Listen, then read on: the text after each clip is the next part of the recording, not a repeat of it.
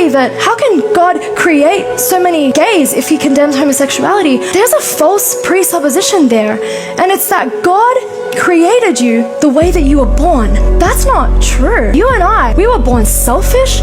We were born with a desire to sleep outside of marriage, not to forgive. We were born with a desire to rebel. God didn't create us like that. God created you and I with a free will, and God expects us to exercise that free will to decide, am I going to give into my sinful desires or am I going to choose Him? Can you imagine if you were born with, a high testosterone level and you stood before God and said, I know I hit my wife, but I was born that way. You made me like that. You created me that way.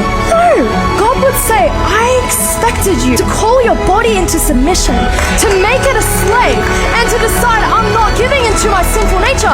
How is that fair though? How is it fair that God knows that we have a sin nature, an inclination from the minute we are born to run towards wickedness? How is it fair that He expects us to control that? Well, maybe fair enough if it weren't for Jesus Christ and the fact that He went to the cross to